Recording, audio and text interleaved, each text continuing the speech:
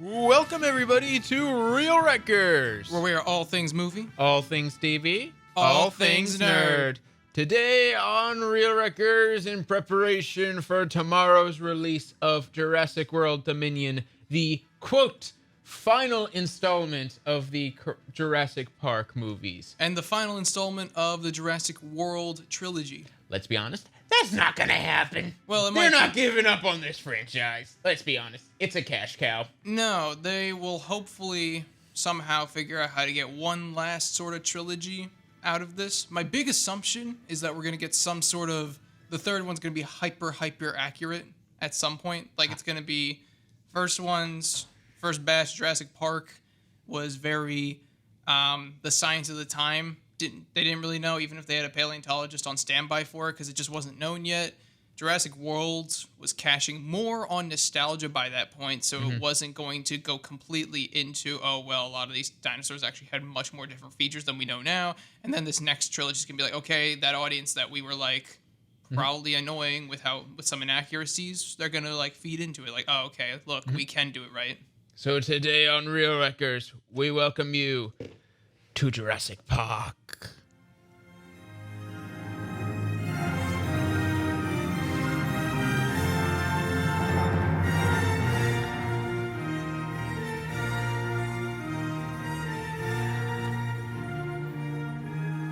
They move in herds. They do move in herds. That is one big pilot. The fact that was the big teardropper line of this musical score, I was like, really? He's a scientist. They move in herds. Yeah, like... Not, oh my god, they're all there. Just, they move in herds. So, before we get into just... We have a lot of things planned for this episode. First of all, let's just talk about the history with the Jurassic Park franchise. I'm calling it Jurassic Park, not Jurassic World franchise, because let's be honest, the Jurassic Park movies are better. And objectively, it's still a park. Yes. That late in the world, in Jurassic World, it was a theme park. Still holds that it's a park, so it's a Jurassic Park. The franchise of Jurassic Park, LTD, LLC, I don't know what, for theme parks, I don't know what the, like, logistics of it are. But, yeah, pretty much... At its core, it's park. Like, at the center of everything is the park. We even see that in the movies. Yeah, so what would you say, what is your history with Jurassic Park? Boy, oh boy. Yes, because you have a longer history than me. Oh, man. Pretty much one of the earliest movies that I really digested, like, completely. Like, I actually took it in and was analyzing it. It became my first super fixation. Pretty much from the start. I'm trying to think. Right out of like 6 years old was probably when I was like really able to like talk. It's probably the reason I was obsessed. You started talking? Well, no, like fluent sentences. Like not. What not would you babble. say was the biggest obsession, at least when you were growing up? That or Godzilla? Oh, dinosaurs first. Dinosaurs immediately. First? It wasn't until middle school that it started to fade away. Which is very sad that there was no outlet for my obsession with this. But at the same time, middle school is around the time that Jurassic World came out. Ironic, right? Yeah. The thing is, I was more obsessed with dinosaurs themselves and the study and science of it. Than the actual narrative of Jurassic World and Jurassic Park. I only grew to appreciate the story narrative with being... a sci, maybe. Not a sci-fi, because a lot of what they're attempting we've achieved with younger species of animals than dinosaurs. The goals of the movie is to astonish us with something we've never seen before, which has always been the goal of researching any sort of ancient zoology surrounding any kind of animals. The earliest dinosaur fossils in Britain and America, where the earliest examples of, can we draw something that no one can imagine? Not like... describing a cat to someone who's never seen one and they draw a lizard type of thing. It's literally like, we have an unlimited possibility for what this could be, and this adaptation shows that it can only be more amazing with time. So younger me was very scientifically intrigued, and I feel like it's the reason I was smart for the longest time in an area. Just in an area. I was mad and like I don't know, like... You're excited for something? Underwhelmed? Yes, to have to find out the hurdles of becoming a legitimate paleontologist is having to have like heavy studies in geology. Doesn't sound too bad. It's just a lot of math, which is less exciting than like the conspiracy theory of like Edward Blackwell, which is like one of the big. That was my first true crime that I actually like delved into. The same way we both had like a crazy Titanic phase. Yeah, around third and fourth grade. Yep. Yeah. That came after dinosaurs, obviously, but that Jurassic Park sparked that, and I only was more excited to delve into something like that with an intellectual view. Intellectual view. Yeah. So, would you say that, like, in terms of movie franchises, where do the Jurassic movies? That's what we're gonna call them. The Jurassic movies. Yeah. Where do they rank in terms of your favorite franchise? I gotta say, that's actually a tough. As an entire franchise, Yes. It's gotta be my top 3 is in no order yet. Yeah. Godzilla, Jurassic, and Star Wars. Immediately, like those are my big hitters throughout my life. That sounds legit. Yeah. So it's gotta be second somehow. I think. That is a really heavy hitter, actually. I think it comes first, and then Star Wars very, very close to it. Like Because Jurassic Park inspired more, and you have a more personal connection with that franchise than. I liked sci-real and sci-maybe before I liked sci-fi. Despite sci-fi being what got me interested, the real elements of it are what got me excited. Based. Yeah, you got me to say based. Hey, you're chronically online. It's in our nature. True. It's not nature. It's taught. It's educational. It's in the mind. All right, so my history with Jurassic Park, Jurassic World, all that stuff, very jumbled and not as extensive as yours. I obviously knew of Jurassic Park growing up, never saw any of the movies. Jurassic World came out, and I saw that one first.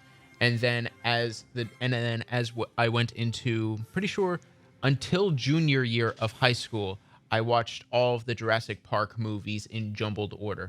Like, I saw Jurassic Park first, then I saw Jurassic Park 3 because it was just on channels, so I didn't have to actively search for it. It was just randomly there. I think Jurassic Park for me was Rocky for you. Oh, yeah, absolutely. Like... And then Jurassic World, and then I saw The Lost World Jurassic Park, which is the second one, which it's weird that movie's like The Lost World Jurassic Park. It's not like the Jurassic Park The Lost World. It has The Lost World first. If it was a prequel with that name, I feel like it would have been amazing. Absolutely. But it's a sequel. And even if it was like supposed to be a little side story, not like the main scientist, the main guy who founded it. If it was like a found place and more of a survival story than it was even trying to be since the start, I feel like that's what could have nailed it being the Lost World, because it's like this entire place caved into like being taken over by the animals that once were caged within it. And which was the goal, probably. And with that said, I do like the Jurassic movies. There are like 2 that I love, 1 that I like, and then so far the rest are trash. I think we probably are very close in agreement.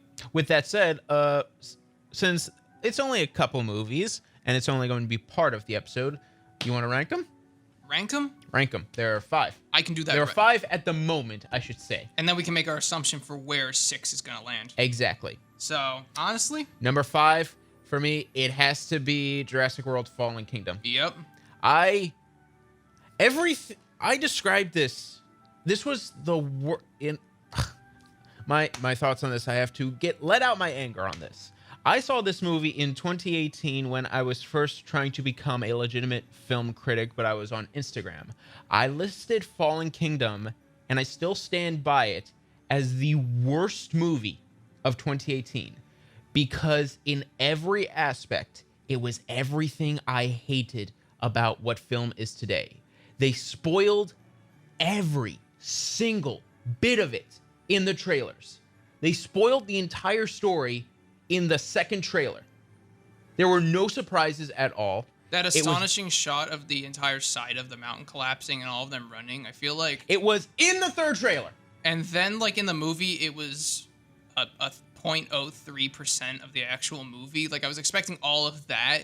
Like, you can get really, really clouded when you're far away from the island, but I feel like when you're in it, it should be like Skull Island, where it's like there's a storm circling we can't see in, but when you're like in or close to it, I feel like it should be more visible. The characters were annoying. The story was stupid, and it did nothing new. And that ending was awful. As a bridge movie to Jurassic World Dominion, I can forgive it 1%.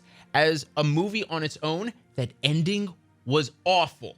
But the Jeff Goldblum court scene, I feel like it was a minute long. It should have been the entire second half of the movie with like the dinosaurs slowly rampaging. Jeff Goldblum should have been in the entire movie. And like he should have Actually, been... I say that for most movies. Jeff Goldblum should have been in the entire movie, even if he wasn't in it. If it was him and Chris Pratt like violently arguing about the logistics of taming, training, and containing, I do feel like that's what's gonna happen in Jurassic World Dominion. That better be it. And I hope Chris Pratt suffers I hope he has a clever girl moment in the movie. I'm not gonna lie. And then Jeff Goldblum's like, so in our tame, train, control, we can't. Like he's gonna have one of the. I feel like I slowly. They just leave him for the rest. I slowly leaned into a wow. They just leave him for the rest of the movie, and then the end credit scene is just him still in that exact area, still doing the explaining. It's like if that's how it ends, best movie ever. 10 out of 10. 10 out of 10. And then the judge is the only one left. Your mic wasn't on. I thought you were practicing for something. I thought you had an offender case in the next hour. All right, I'm not your judge. All right, so for me, Fallen Kingdom is number awful. 5. It's awful. Number it's the 4, worst. Lost World. Oh, so you were agreeing with me that Fallen Kingdom is the worst. Okay, fair enough. Literally, like I'm just mad at how much was there that wasn't shown. There was. I'm assuming Dominion's going to be very long and going to make up for what we didn't see from Jeff Goldblum's legal standard. I think that's going to be the most exciting thing that isn't the dinosaurs, is the conflict of philosophy. Because, my science brain's engaged. I'm really sorry. I'm not usually this smart. And then, like... You're not usually this smart. You whip out the dinosaurs, I turn into the super savant, Same thing with, like, stop motion on any sort of non-camera device. All right, so... That was my next big obsession. Number 4? Number 4, Lost World. Lost World, really? Or no, I had it back. Sorry, 3. Okay, 3. Okay, Jesus. number 3 is your number 4. Jurassic Park 3 is your 4th favorite. Yes. All right, pretty much same. We can both agree on the 2 words. Literally, It's not awful. It's just dull. It doesn't feel like there's any passion put into it. Mm-hmm. It just feels like, okay, we still have the rights to Jurassic Park. What do we do? Throw all this in. So, my, earliest friend, who I was closest to, who didn't go to my school, he lived across the street from me at my first house. I think we watched Lost World and 3 in a marathon shortly after because we were both equally obsessed with dinosaurs at the start. I stayed obsessed because I was, reading. That was the only time I read books was like science books. I only read comic books. That's the only thing I actively read. And even then I do it online. My biggest excuse not to read was like I didn't like how much brain power it required, and I wanted to punch every person who read Harry Potter and was like, I read at an above average. I'm like, shut up. You are literally the target audience besides like middle schoolers. Please.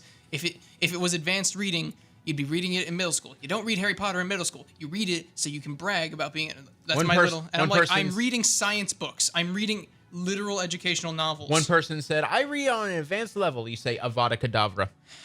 I think that's also why I didn't like Harry Potter for a while. Because I liked Jurassic Park, but not everyone was as excited because everyone wanted fantasy. I'm like, no, I want science movies. Like, I want actual good science movies. I want a mix. I like mixes. I love when sci-fi and fantasy blur lines. I don't... That's why Star Wars, man. Yeah. Star Wars. And even then, it's more like a warrior story. But with less training and more science. Yeah. All right. Jurassic Park 3, it's not awful. It's just dull. It's ugly. There's no good imagery in it. There's like 1 second.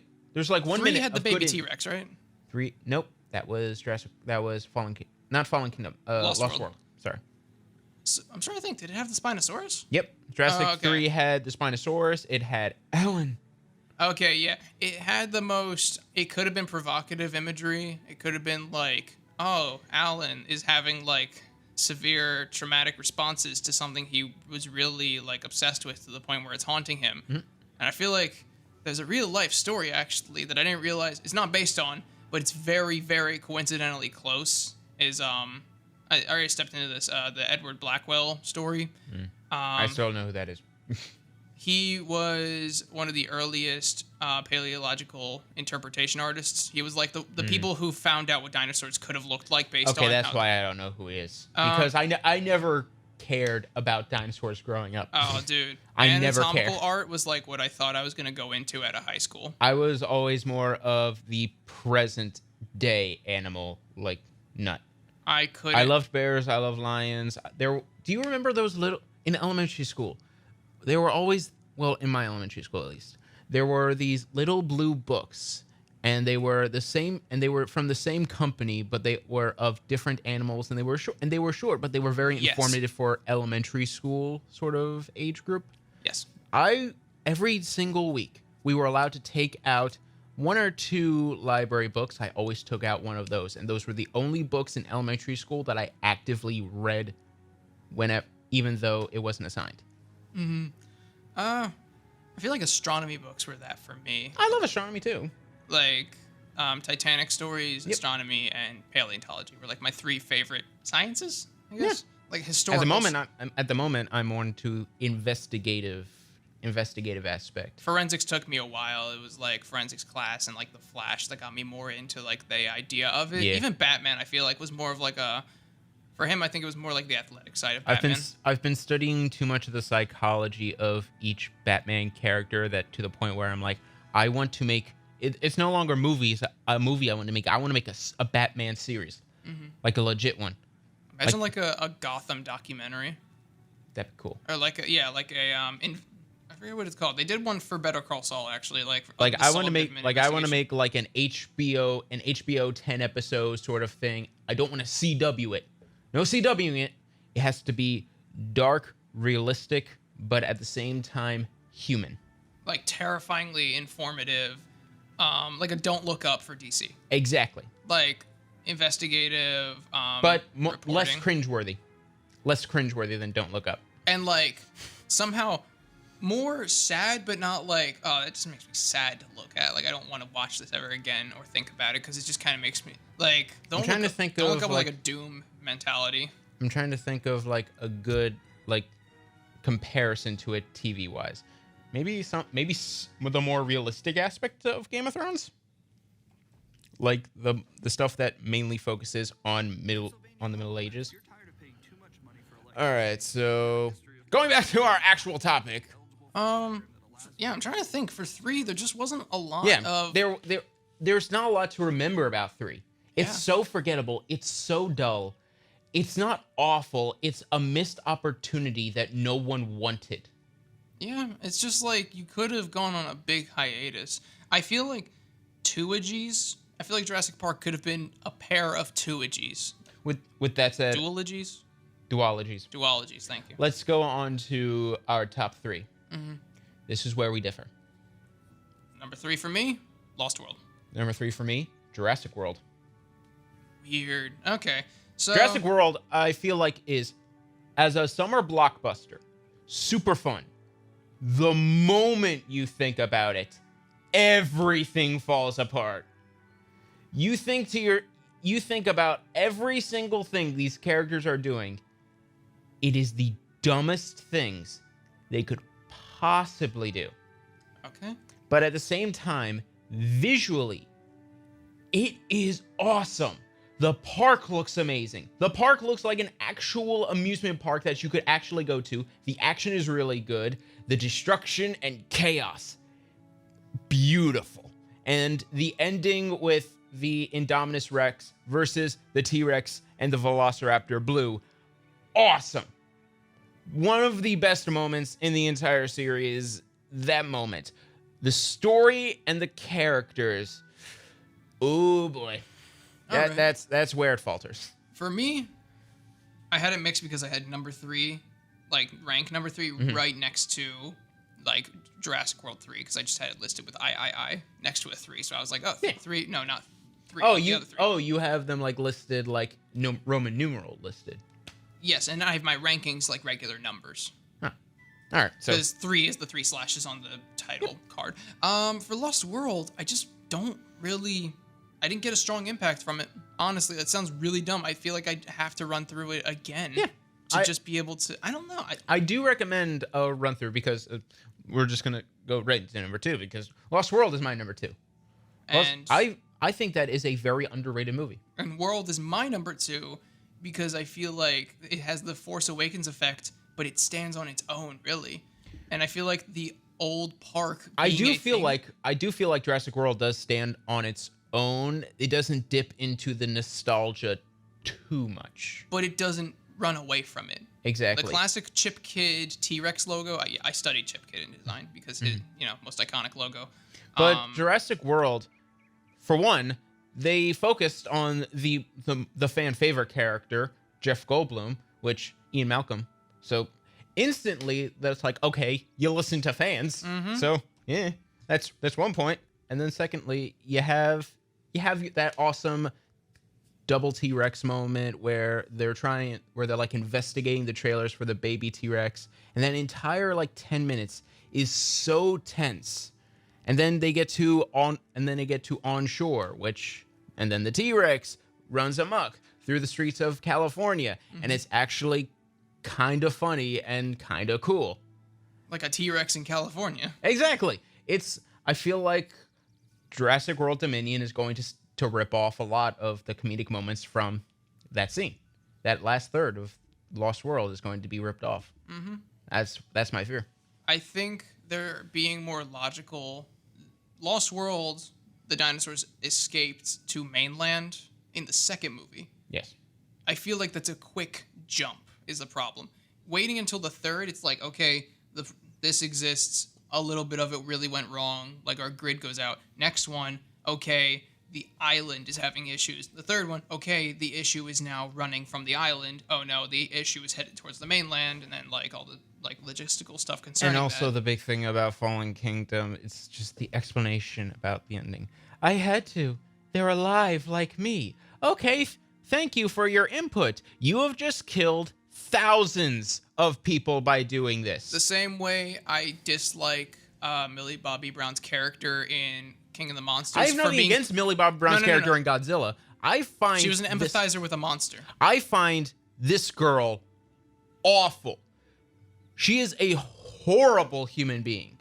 Not because she's a clone, because she is an awful person. With like a weirdly narrow sense of ethics. Yes. She is... Child of a scientist? She is a 10-year-old girl, and she pressed the button that killed thousands. And pretty much destroyed the entire ecosystem of, at the bare minimum, the United States. Which, we all know, it's not just the United States. These dinosaurs can fly and swim. And, yeah... I still wonder how much they have to do to actually control a mosasaur in World, not Lost World. Sure. All right, so for World, for me, the strength that it stands on its own is so much more with the fact that the park gets called back to, but doesn't take main stage. Only elements of it show its history, like the T-Rex is back. The Indominus Rex gets more of an explanation instead of like the whole in Park, the passing explanation for the frog DNA alterations is very like not emphasized. I feel like if there were I don't want features of frogs on the dinosaurs. I just want it to be more like reptilian.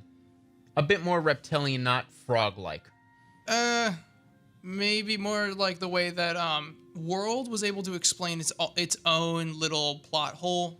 With science being like, yeah, if they say that dinosaurs typically have feathers, but one, for the sake of the location of the island, that it makes less sense for them to be hot. Like birds overheating, bird-like giant creatures, like the bigger something is, the more it overheats, unless it's in water.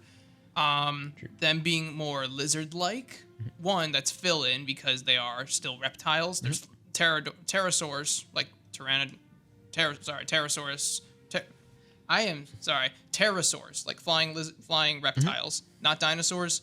They might have had like micro hairs that form on them.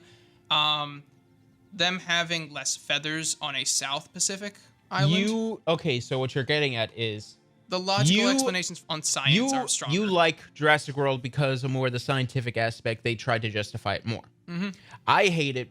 I don't hate it. I dislike it more because not from a scientific perspective, but from a character and story perspective. Mm-hmm. Dumb fun-wise, and apparently even scientific-wise, awesome. The moment you actually dissect a single piece of narrative, it crumbles. Training a raptor like a dog is just very... You really were thinking of Chris Pratt before you were thinking of writing a character. Yes. You casted before you wrote. You were thinking of, okay, how do we idealize this already now idealized actor? And then, like, blue, like, just because it's a raptor with a blue stripe. I mean, there's a lot of cool things. If he had a custom, less modified, organic, like it had feathers, so it had, like, a cool blue feather look, like it's a tropical dinosaur because it's in the tropics. Cool. There's just so many reasons for it to be, if you want him to be standing out-ish, you could have made him a little cooler. Like, oh yeah, he's on a dirt bike with raptors running with him. That's actually pretty cool. Just seems That's cool. And then, logically, that wouldn't happen. They'd eat his face off. They were actually weirdly intelligent. Like, the same way ostriches have pretty, like, weirdly intelligent brains. Mm-hmm. But with that said, number one is Jurassic Park. It's the original. Yep. Yeah, let's be honest. We all know. Unless Dominion astounds us. It's not. But we'll get into that later. Hey, don't go in with a bias. You don't know. You don't know. Fallen Kingdom gave me a bias. But World could give you hope. And think about it. We are totally okay World's with skipping from Jurassic Park 1 to World. That is totally okay to skip to. And then... Should I show you Rotten Tomatoes? I already know. It's getting below 40? It's already below 40, and opening day hasn't even happened yet. I'm thinking that might just be critic bombing, honestly. I don't think it's critic bombing.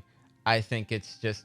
Usually, before the actual release date of a movie, the Rotten Tomato score will be 100% around 100%, or just flat out 100, and then it will go down as the release date happens. As I say, more mass of views. This already has low ratings, which means critically it will get more low ratings. Maybe. But I don't know. I'm kind of hoping they're accidentally going to make the ideal trilogy. Jurassic Park 1, Jurassic World, and then Dominion. I feel like that's going to be... I would say that the ideal trilogy is one where every single movie was good. Well, that wouldn't be a trilogy. Yes, it would. No, that would be 6 movies still. That would be 2 good trilogies if they were No. If all the world... Still, even Jurassic Park, I wouldn't say is a great trilogy because not all the movies are good. No, Jurassic Park 1 is objectively like the only... Objectively amazing. Lost World, I personally like. And Jurassic Park 3 is just boring. Mm-hmm. Even though it's the shortest of them. Weird. I feel like there's no excuse to not have a lot of hefty action in it then. So, really, yeah, Jurassic Park 1, where should we start? Effects. Facts? No, effects. Effects. Oh boy. So, lighting, CG, puppetry, and animatronics. Yeah. All perfectly mixed together in a way that... Masterfully.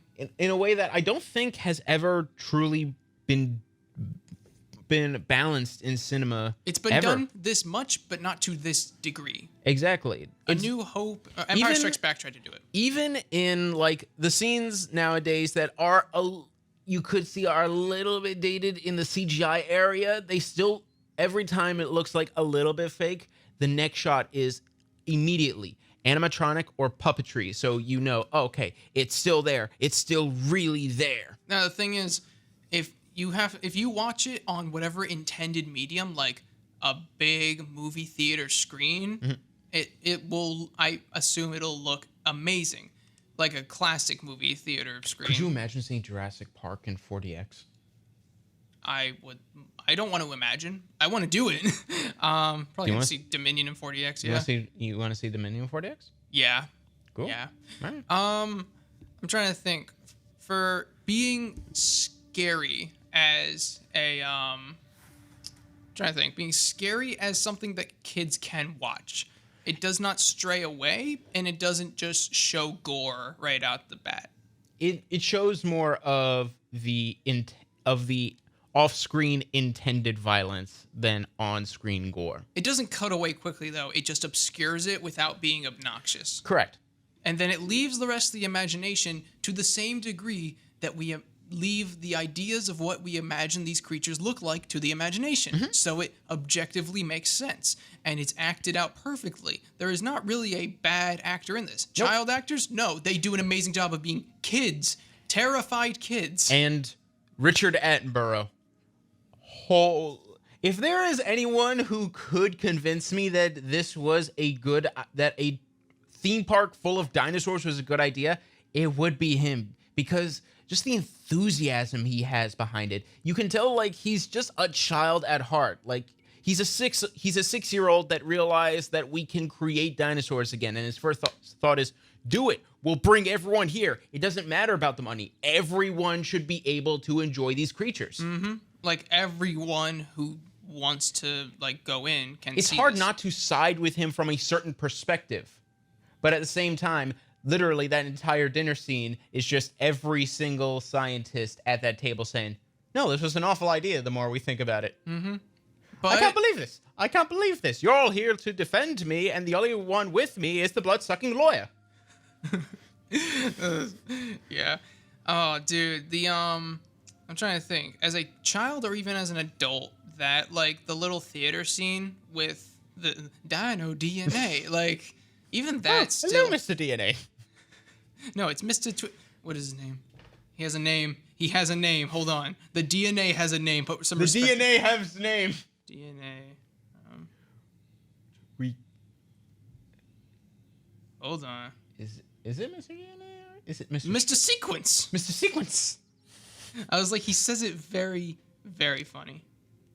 Where did you come from? From your blood. From your blood. I still stand by that. Richard Attenborough is one of the best actors to ever play Santa Claus. Ho, ho, ho. Welcome to Jurassic Park. Welcome to the North Pole. I think the scariest Santa. What's your scariest Santa? Scariest Santa? Krampus. For me, Christmas Story Santa. Really? Think about it. Because it's too real for you? Oh, ho, ho. Ho, ho, Like, ho. Fisheye lens before a fisheye lens was a thing. It's the most terrifying perspective ever. Is the real Christmas one. Story is a masterpiece. You can't convince me Classic otherwise. masterpiece. Best point of view. Not Story. Coming of age. Best perspective in a. And best Christmas movie ever. Yes. Objectively best. No need for sequels. No need for anything. It stands. I saw the sequel. I saw the sequel. I saw the musical. There is no sequel. It is a standalone masterpiece. There is no sequel. There is no sequel. It is a standalone masterpiece. Home Alone. It's on HBO Max. No, it's not. No, it's not. Merry Christmas. But for Jurassic Park 1, everything that's been praised on it, I feel like has been already kind of established. The idea. There's not a lot of haters of the first Jurassic Park. How do you hate dinosaurs? How? Like. Me growing up. I didn't hate dinosaurs. I preferred a hater. I preferred either the modern day animals or fantasy animals. Oh, that's lame. I mean, technically for a hot second. You're calling Pegasus lame? I mean, everything that I like could eat it and would. Like, winged horse. That's like as logical as a bumblebee being able to fly with tiny wings. Thank you, B movie. You like jazz? All right, so Jurassic Park. I think we can wrap up the ranking because it pretty much speaks for itself, Yeah. right? Because It's Jurassic Park 1. What more do you need? Yeah. Honestly, you could just show just that to someone. It's one of the most gorgeous. It's one of the most gorgeous blockbusters ever made. One of the most well-made movies ever. Yeah. Like, I'm trying to think. It is for you your favorite movie of all time, By default, yeah. and in my opinion, it is one of the best '90s movies ever made. Like top 5, maybe that's pretty difficult. top too. 10, top 5. Because a lot of good movies came out in the 90s. A lot of good thrillers came out in the 90s. Like, not quite slasher, not quite. I really saw the like plastic lines. Pulp Fiction came out in the 90s. Forrest Gump came out in the 90s. I forget that. Pulp Fiction is pretty young. I don't know why it's so much older in my head. Because it's filmed in a very grainy way. Yeah. But it's intentionally grainy, so that it gives off that feel of old-timey film, and it gives off that nostalgia. Makes me way too hungry, straight up. The Jello scene in Jurassic Park, I always want Jello. The little I just want to, like, you know, like the cartoon, like dinner, like effect. I just want dinner every time he holds it like that. I want to see a clip of that. All right, so Jurassic Park, best of them. Yep. With that said, you want to do some BuzzFeed quizzes? Some nicer BuzzFeed quizzes. Less emotionally damaging. Yes. Quizzes. Hopefully. We drove home last week in complete sad silence. And then like only sad songs were playing on the shuffle. Absolutely. It was just like, okay. Okay. They reminded us of the worst parts of our past and expected us to be happy that, okay, now you have an Avenger. That's your personality. You endeavored horrors beyond your normal assumptions. You're an Avenger. All right. Do you want to do straight up dinosaurs or Jurassic Park? See if there's a Jurassic Park 1, and then we'll go into dinosaurs. Right. Which Jurassic Park character are you? Or Jurassic Park character or dinosaur? Why don't you just look up Jurassic Park quiz? BuzzFeed to the rescue. Please don't attack me emotionally. Exactly. So with that said, you go first. Are you more Jeff Goldblum, Laura Dern, or Sam Neill from You know who's the characters are from that they're listing, right? Yes. Are you Alan Grant? Yes. Are you Ellie Sadler? Yes. Or are you Ian Malcolm? Yes. You're all of them. Yes. All right. I don't know. Then this should be an easy quiz. I gotta take the quiz. All right. Pick a dinosaur. Velociraptor, T-Rex, or Dilophosaurus. Dilophosaurus. Sorry. Dilophosaurus is pretty small, pretty fragile. Velociraptor's kind of too smart, a little. I would argue that the Velociraptors are overplayed in the Jurassic movies. There are other creepy things. I want to see a Therizinosaurus show up at some point. Are those the feathery ones? They have gigantic 3 claws. They are. I think. I'll show you a picture. Hold on. Because I think that might be in Jurassic World Dominion. They are more than terrifying. Look at the claws. Look at the claws. They look like the perfect mixture between chicken and nightmare. Bird and what fiction imagines dinosaurs. I mean, they are the most terrifying mixture of the two. This is definitely. I think they were most feathered because we saw their feather patterns quickly in their fossils because we saw it drawn out. All right, so which one you going? Velociraptor. V. You want V? Yeah. Go on V. Pick a Jeff Goldblum movie: The Fly, Independence Day, or Thor: Ragnarok. Ragnarok. I love. Really? I love his like casual. I'm gonna evaporate you with this fun hole. Asgard. The god of sparkles. Pick a sequel: The Lost World, Jurassic Park 3, or Fallen Kingdom. Well, we already know this one. Lost World. Yes. Pick a character: Ray, Lex, or John. Ray. Ray. Hold on to your butts. It could have been worse, John. A lot worse. Yeah, say the magic word. Please. That's like the most computer nerd in the 90s moment. Pick a Laura Dern movie or show: Blue Velvet, Last Jedi or Big Little Lies? Last Jedi. Because it's the only one you've seen. No, I totally love her performance in it, actually.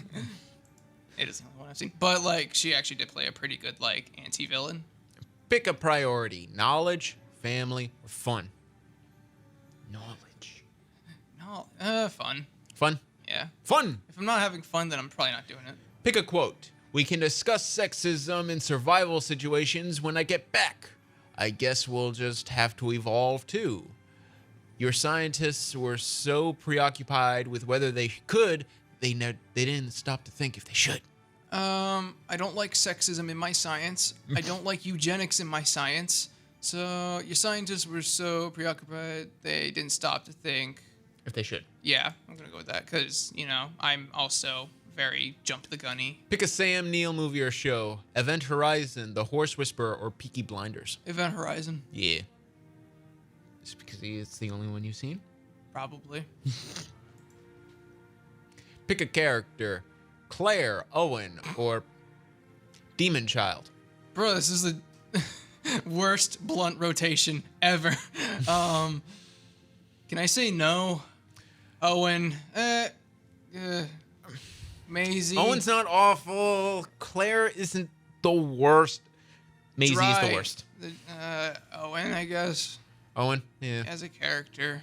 Pick a 1993 movie. The Sandlot, Groundhog Day, or Nightmare Before Christmas. Sandlot, dude. Wow, that was a good year for movies then. Right? Sandlot's a classic. I was terrified. You're Ian Malcolm. Yeah. Look at that picture. Dude. As funny and carefree. I want to recreate that picture. As a funny and carefree person, you're great as lighting in a mood in a tough situation. You're intelligent, outgoing, and flirty. You have an adventurous side, and sometimes you're not good at knowing when to call it quits. I'm gonna take a picture of this and make it my bio on something. Oh, absolutely. Go on Bumble. Go in what? Go on Bumble. No, I'm not gonna go on Bumble. Oh wait, you can. Oh yeah, there's a. Yeah, you can do friends on there. Okay, yeah. Let me go on Bumble. That's why I didn't. That's why I didn't say Tinder. Have the sexiest bio on Bumble for friends. and then friend zone it. I'm not doing that. All right, so I make friends with my mouth, in person, speaking and talking into. I make friends by talking to people. My turn. I'm stepping back very quickly from. Yes. Yeah, I jumped the gun on what I say. Pick a dinosaur: Velociraptor, T-Rex, or Dilophosaurus. T-Rex.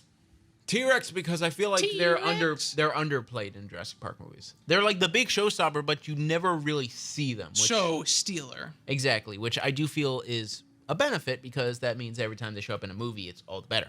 Yes. Utilized. Even though in Fallen Kingdom, they did nothing. The T-Rex did nothing. Oh, he got trapped in a cloud and suffocated, and we never saw it again. Yeah. I think we saw one trapped on the ferry. Mm-hmm. Yeah. Pick a Jeff. Oh. Hey. Pick a Jeff Goldblum movie. The Fly, Independence Day, or Thor Ragnarok. I was gonna say that. So pick one. You took too long. Thor Ragnarok, I'm honestly not the biggest fan. I'm not gonna lie. Understandable. It was fun. It was fun at the time. It was fun, and then you really think about it, and you think maybe it was too funny to be dramatic. But also, staunch juxtaposition from Dark World. I feel like it was on purpose. Like a bright, fun green. And The Fly. Actually, I haven't seen The Fly. It's on the large watch list that I have. Independence Day was good until the raptors showed up and the fish scene. The what? When the raptors showed up and the reporter with the camera said that's a lot of fish. Get out. And then the building blew up and then the army came in. Get out. Independence Day, I do feel like is a legitimately fun movie, and I do feel like Jeff Goldblum is very good in that movie. He's very entertaining, and it's the better version of Moonfall, which in and of itself, most of Roland Emmerich's movies is just Independence Day but worse. And just never crawl out of that. Exactly. So for you, it's Independence Day? Yep. Pick a sequel. Lost World, Jurassic Park 3, or Jurassic World Fallen Kingdom. We all know this. One sucks, the other's bland, the other's underrated. And the underrated one, Lost World. So you're picking Lost World. Correct. Pick a character. Ray, Lex, or John. I'm going John. Understandable. It was my next choice. Spared no expense. Hold on to your butts. Pick a Laura Dern movie or show. Blue Velvet, Last Jedi, or Big Little Lies. I'm going to pick Last Jedi. Because you also haven't seen her other 2 movies, have you? I was expecting Marriage Story to be here. Which, that would have won, but it's not. So, Last Jedi. Very sad. Me.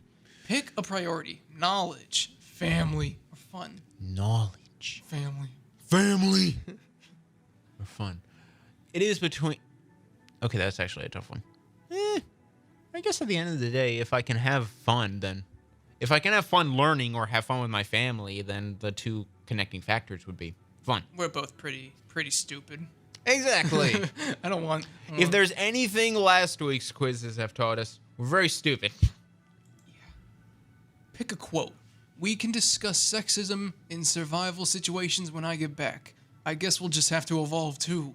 Your scientists were so preoccupied with whether they could, they didn't stop to think if they should. I'm going with should with the very last one. Because second one is just that's a quote. Mm-hmm.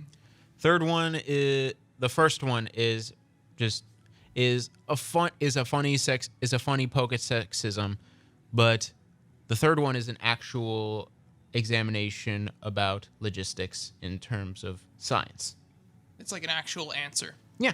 Yeah. Pick a Sam Neill movie or show. Event Horizon, Horse Whisperer, or Peaky Blinders. I have seen none of them.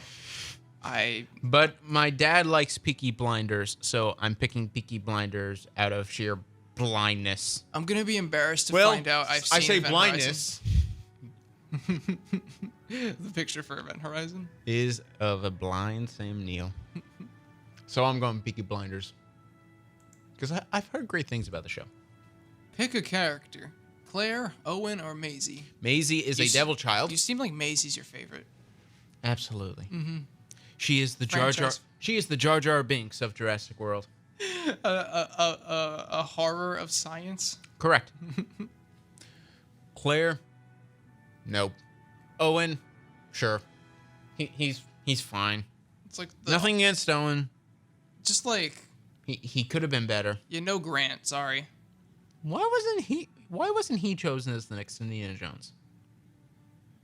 He would be a good Indiana Jones. No, Chris Pratt. I don't want Chris Pratt as Indiana Jones. No, you need to watch Indiana Jones now. I've seen the first one. Oh yeah, how long was that?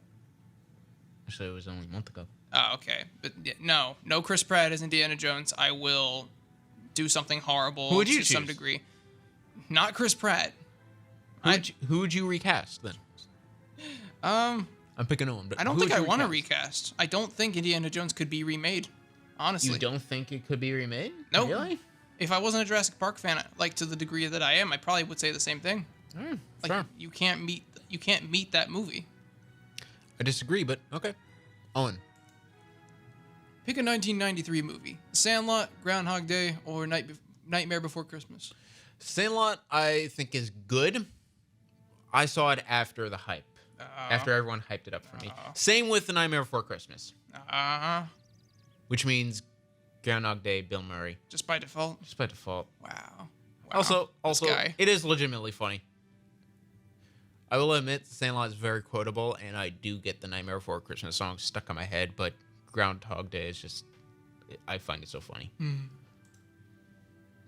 Alan Grant! Wow, we really... I don't know. Yeah. Yeah, say it. Alan Grant, you can be a bit grouchy, but you have a big heart. You have a nostalgic side that often keeps you thinking about the past. You're a natural leader with good instincts, but you have little patience for other people's nonsense. That might be the best description of me BuzzFeed has ever produced. Wow. I feel like we just got very described to a T. Yeah, not in an insulted way. No, it's like a wow. It's a wow. You hit the nail on the head.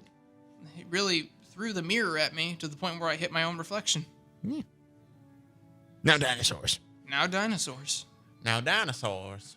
Dino DNA. Dino quizzes. Dino quizzes. If I can get the mouse working. I revived this old web browser. It's called Linux. That's not a web browser, that's a program software, I think. I don't know, I'm not a nerd. Yes, you are. No, like, I'm not a geek. I'm not a geek. Yes, you are. No, I don't. Do you know what Linux is? No. When I think of Linux and I see the penguin icon, I think of Tux Paint, which was like Photoshop for a 2-year-old. Like, actually, its target audience was for, like, children. It was like one of those fun little computer programs where you could, like, click a PNG of a toilet 1,000 times, and then it would, like, paint the entire canvas with it. All right, we have two options. We could go with the classic BuzzFeed or National Geographic. I'm gonna go with National Geographic. For kids. For kid, let's see. Let's see just how kiddie it is. Let's see. What dinosaur are you? We're going with you first. Me first? Which snack looks the tastiest? Oh my god. Fish sticks, veggie salad, a cheese pizza. Wow, this is very little kid answers. A cheese pizza, celery and peanut butter, chicken nuggets, or mini cheeseburgers. I do love mini cheeseburgers. Why did you, I need to know, why did you snort at peanut butter and celery? I hate ants on a log. It's stupid and overplayed. But it's delicious. It's itchy. Like, It's itchy? yes, celery makes my mouth itch. Badly. It's like fiberglass if it was a vegetable. You're weird. You're weird. I know that, but I'm not the person who doesn't like celery and peanut butter.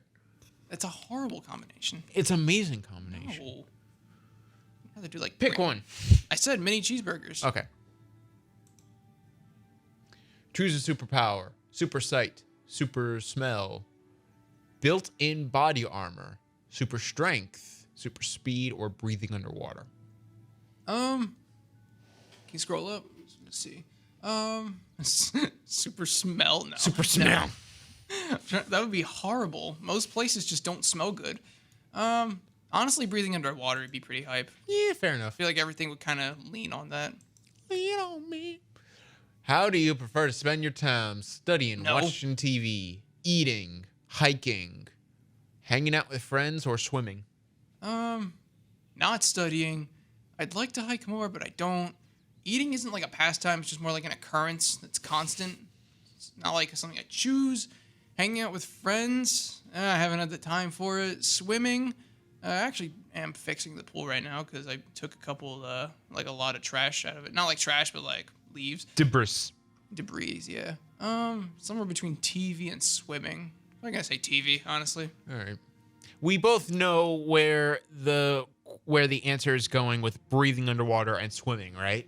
We both know what that answer is going to be. What do you think it's gonna be? Mosasaurus. It's a mosasaur. It's not a dinosaur. Which of the following animals is your favorite? Dolphin, No. rhino, shark, pangolin, Pangolins. giraffe, or eagle? That is an evil-looking eagle. Pangolin. Look at them. Their armor. That Dolphins are horrible. Oh, what? Eagle?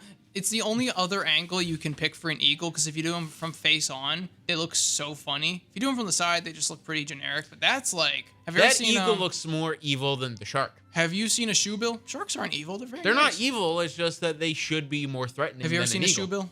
No. You know... Are you going pangolin though? Pangolin, yeah. Pangolin. Choose a color: purple, green, red, brown, blue, gray. Purple. Wait. I'm gonna go with orange isn't an option. That's annoying. Either purple or gray. Purple or brown. Brown's not bad. Okay, but you just changed your answer, but the constant was purple, which is telling me. Purple. Yeah. It's like the lower rank. Pick a mythical creature. Ha! Unicorn. Not a Pegasus. Loch Ness Monster. Mermaid. Leprechaun. Dragon. Or Bigfoot. Bigfoots are real! I mean, yeah, like we've seen them. Unicorns. Aren't unicorns typically violent? They fart rainbows.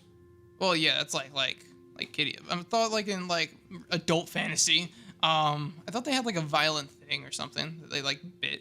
What? I thought unicorns had like a violent tendency in a lot of fiction. No. Oh wait, horses in real life are violent. Yes. Though. And a unicorn's just a really violent, unhinged horse that you can't catch. I'm gonna go with Bigfoot. Big feet. Yeah. I'm gonna go some big feet. What is your ideal vacation spot? China, Egypt, Oklahoma, No. Montana, No. Canada, or Mongolia? Oklahoma. We're going to Oklahoma for vacation. Egypt No offense is to Oklahoma. no full offense to Oklahoma. Okay, fair enough. Come at me, Oklahoma, frying pan looking state. Egypt I heard is horrible actually for tourists, like very very harassing. China, I'm sure there's cool stuff in it. It's probably just not a great place to be unless you're like a tourist. Montana seems pretty exciting. What was the Canada has big spots, so I'm thinking Montana probably. You're going to Montana for vacation? Yeah, I'm trying to think. If it's... Or no, I'm thinking of Colorado. Colorado's in Colorado, isn't it? Get out. No, I'm thinking of like a mountainy looking spot. That looks like a mountainy spot. And you're going to find out it's probably in Colorado. But I'm going to say Canada, actually. I feel like there's cool spots. Cue the South Park song. I thought South Park was in America. Blame Canada, blame Canada. How would your friends describe you? Oh, I can answer this. Patient, calm, energetic, mysterious, friendly, loud. Am I that loud? Do I have moments? I'm going friendly. Triceratops? You're a Triceratops. Hi there, Triceratops. Your easygoing personality helps you keep your cool when things get tough, but you're not afraid to defend yourself or your beliefs. At least you don't have to use 3 horns on your head for protection like Triceratopses did. They don't know about my little stumps under my skin where they took my horns off. Demon mode. Okay, Hellboy. All right, my turn. All right. Which snack looks the tastiest? Chicken nuggets, pizza, mini burgers, veggie salad, fish sticks, celery, and peanut butter, aka ants on a log. There you go. Either fish sticks or pizza. Because I haven't had fish sticks in a while. Fish sticks Fish fingers and custard. and custard? That sounds disgusting. What Doctor are you, Who, man. Are you like some weird alien who approaches children? He was a weird Apples alien. are rubbish. I'm going cheese pizza. Cheese pizza is just regular pizza, right? Yes, it's just cheese pizza. It's just plain. Yes. All right, so cheese Hence pizza. the plain pizza you see in the picture. I'm going cheese pizza. Then go cheese pizza. Pick a superpower. Built-in body armor, super strength, super speed, breathing underwater, super sight, or super smell. Breathing underwater would be cool, but I'm going with super speed. Super speed? I'm the Flash. No, we are the Flash. That show will never live that down. Proceeds to get vibrating hand stabbed. How do you prefer to spend your time? Eating, studying, hiking, swimming, watching TV, or hanging with friends? Yeah, we all know this. I'm gonna take the guess. Swimming. I do have a pool in the backyard, but no, I watch TV more than I swim. Do you watch movies? Yes. You watch TV? You don't seem like it. I know, right? It's very surprising. Yeah. Watching TV. We should talk about that more. Yeah. Which of these is your favorite animal? Pangolin, rhinoceros, dolphin, shark, eagle, or, I feel like they could have just said bird, or a giraffe. That eagle's staring me down, man. Are you enticed? I'm intimidated. Mm-hmm. I feel like that eagle thinks it's better than me, and it probably is. No, eagles are actually pretty, like, weak. Have you ever heard an actual eagle screech? The one you hear in movies is a hawk, right? Yeah. It's probably pangolin, shark. Sharks are pretty friendly, honestly.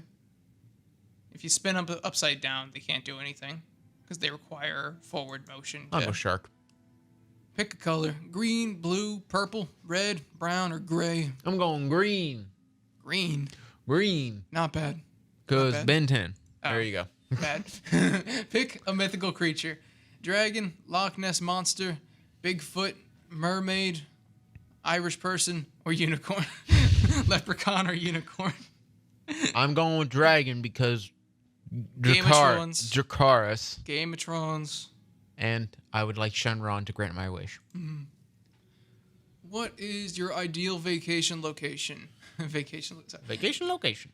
Mongolia, China, Oklahoma, Montana, Canada, or Egypt? Blame Canada. I like how nowhere in Europe or Africa or South America is available. Yeah, that is weird. Like 2 spots in Asia, 2 spots in America. I'd rather go to England, frankly. Really? I would rather go to Europe. Cold, wet, gray, nothing with a city inside of it. Yeah, but half the fish and chip shops are about to go out of business. Wow, really? Yeah, because the prices for all their ingredients are going too high for the smaller shops. Wow. All right, so China, Canada. Well, I'm not going to Oklahoma or Montana for vacation. You're not? Yeah, I'm not.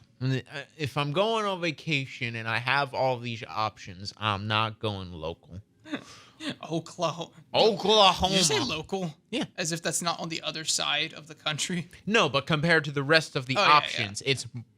it's in the States. Mm-hmm.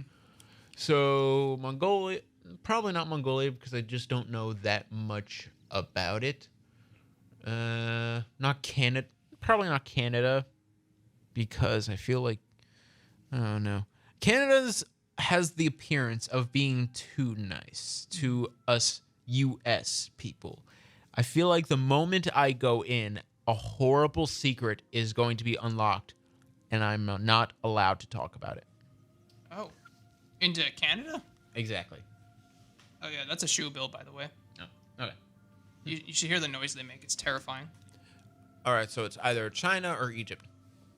So, Egypt, for vacationing. Egypt, I would love to go for the history. Egypt and China, I would love to go for history. I'm choosing China.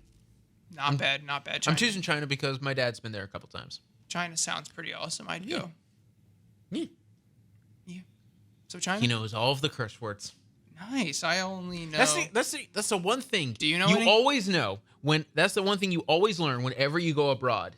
You don't learn the language. You don't learn the actual greetings. You learn, okay, how do I say damn? How do I say hell? Well, when you come to America, it's probably the most common thing you hear is curse words. Exactly. I know how to curse in Thai. Exactly. I know a little bit of how to curse in Swedish because PewDiePie did an old video about how to. Yeah. All right, so I'm going China. Sweet. So, how would your friends describe you? Friendly, loud, patient, mysterious, calm, or energetic? You're definitely patient, energetic, and loud. It's definitely your top right now. Yeah. Wait. Probably mysterious or calm. I'm not calm. I'm gonna go with mysterious. Okay. It's not really a bad or good. So. You're Stegosaurus. just like the armored Stegosaurus. You're extremely tough. Some people might keep their distance, but you're really quite harmless. You're never in a rush and enjoy keeping things simple. I'd say you're a little more in a rush for the most part. It depends. If Not energetically, just in a rush. I'm not like I'm not like we have to go now, but calmly I'm always in a rush, which could influence. I'm more calm, but at the same time, that's not like my go-to personality trait. I would say calmness. Might be your more natural state, though. Natural state of mysterious calm. Mysterious haste. Mysterious haste. Oh yeah, I forgot. I completely forgot pulse. Hey, man, we're just stepping into it. Exactly. So we got a are. lot of pulls for this? There were 3. Sweet. We already said which our favorite Jurassic Park / world film was. The original Jurassic Park. Which is your favorite dinosaur? Favorite. Favorite dinosaur. Ooh, that's actually I'm thinking either Megalosaurus or Iguanodon. Iguanodon was because of the Disney movie. No, because of the historical mystery surrounding them. They were like, Megalosaurus was one of the first dinosaurs discovered ever, like knowingly, in Britain. And it was the reason we found out about anatomical accuracy. Because you know how in old movies, the T-Rex is always standing really up straight? Yep. But now more recently, it's the tail and the head are supposed to be a straight line. Yeah. That is because in fossilized footprints, there was no tail drag. Like there was no line. There should have been a line between it if it dragged its tail. But it more likely similar. Like birds don't drag their tail on the ground. Only like peacocks do because they have a really extended one. And even then, it's for like girl peacocks. It's like floats up in the air. The mystery surrounding them, Iguanodon was just cool because of how weird its original images looked. And Iguanodon, early concept. I'm trying to see. In the earliest drawings, they were confused how it was supposed to look. And apparently, they accidentally, early concept art, they perceived it the same way that we actually perceive Triassic era animals.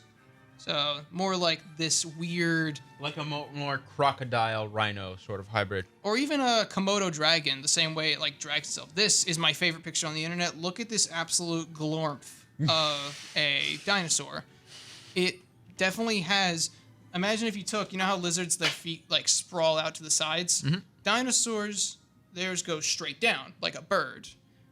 Even less bird-like dinosaurs, and then. For the Triassic animals, they had this weird in-between where it was like pentagon-shaped limbs where they go out like a bulldog. They had like bulldog posture. So the early sketches of a Jurassic-era dinosaur accidentally predicted the stance of a Triassic-era dinosaur. And I just thought that was the coolest thing ever. And then later sketches, they thought they had like a constant thumbs up. Like it like protrudes behind the hand sort of. So that they could, it would be like punching with spikes at the end of your hand. Even though it was just a weirdly long dew claw, the one that goes the opposite way. But yeah, Iguanodon or Megalosaurus. Probably Iguanodon. For me, either because I'm very basic on the subject, T-Rex, or either that or what's the one dinosaur that has like the constant shell and it has like a wrecking ball for a tail? Ankylosaurus. That might be my favorite. There you were. Because the defense is unimaginable. The only thing that could take them out is drowning or being attacked from the belly. Exactly, which is, well, it's not Metal. what the Indominus Rex did. It's pretty metal. Yeah. They're about the size of the Indominus Rex snapped its neck. Yeah, that's like its other weak points, the neck and the underside. They're about the size of a large Mini Cooper. Yeah. So they actually weren't that big. Stegosaurus Stegosaurus. About 100. Stegosaurus was actually much larger than that of a Triceratops, too. Like, Stegosauruses were weirdly big in the bod. There was also a weird little theory, too, that they had 2 brains to operate their large bodies. Weird. And that idea carried over to someone like Godzilla, actually, because they both had similar back spines. And the back spines on the Stegosaurus also served as a weird heat index control. I got 2 brains. Yeah. And check it out. You see how he's got 2 thumbs up. That looks like the most Godzilla. You can see. That looks like the most Godzilla-looking dinosaur I've ever seen in my life. And Godzilla, and think about it, 1950s, they were more trying to portray it. One, it's a guy in a really heavy suit, so you don't want him to have to bend over for 2 hours, like trying to do the flat position. The tail was too heavy. It's supposed to be more of a monster than like a dinosaur, but like the dinosaur-ish features just helped. Yeah. All right. So those are our favorites. Now, the big question of the hour. We looked at the past, we looked at the present, let's look to the future. And What's the predictions of Jurassic World Dominion? I feel like it will struggle to wrap up anything because these movies aren't made to necessarily wrap up. I feel like it had a lot to wrap up, and then they suddenly threw in the original cast for no real Nostalgia, reason. banking, a dying, Full on nostalgia. a not shrinking, but just like slightly more shrunk audience. Like how even as bad as the sequel trilogy got, well, the Star Wars sequel trilogy, I'd say, Yes. as bad as they got, at least to my knowledge, as they went on, they dialed down on the nostalgia bait to a point. The nostalgia bait was there at the start to hook us. Exactly. That was their hook decision. Exactly. And then there was practically no nostalgia bait that wasn't already in the first film. Mm-hmm. And then in the third one, they got back the nostalgia bait again just to hook back in people who didn't like Last Jedi, which just ended up pissing off the fan base even more because 2015 really was the year of our nostalgia. 100%. Literally like, okay, it's bright blue sky colored and we're brandishing off a very dusty franchise which has been in the works to make some sort of a comeback at some point. And even then, Age of Ultron came out, which was even that year, not necessarily nostalgia bait, but very much so cashing in on the property. Yes. Even, yeah, that entire year, wow. Was there a Planet of the Apes in 2015 or did it skip from 14 to... It was 2014. Okay, 2014 was like sort of that. That was the first of the new Planet of the Apes trilogy, right? Nope. Second? Second. Okay, I was going to say Tron... And then 2018 was when War came out. Infinity War? War for the Planet of the Apes. Wow, and 2018 was a war year. No, sorry, 2017. My bad. Okay, so 17 and 18 were the war years. You had Wonder Woman, you had Infinite Warfare, Infinity War. In 2013 and 14, it was like soft resurgence of something that's not too big, too grand, but it's not small either. Because it was pretty good though. Like I think Winter Soldier still didn't get as much recognition, even from like me at the time.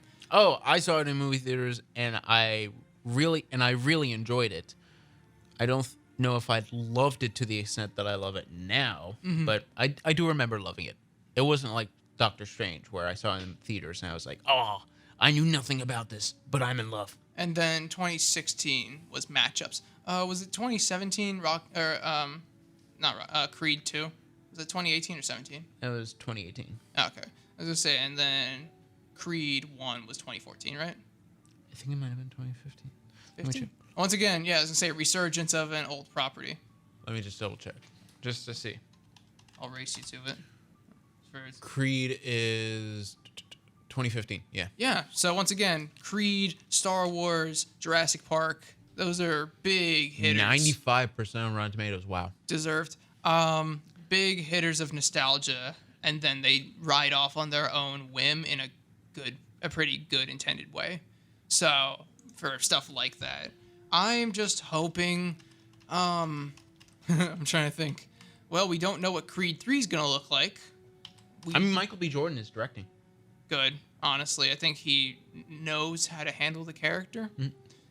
He knows what kind of torque. Oh no! All right, let's see. This 36% for the tomato meter of Jurassic World Dominion. and there's already more than 250 ratings for the audience score, but it's NA.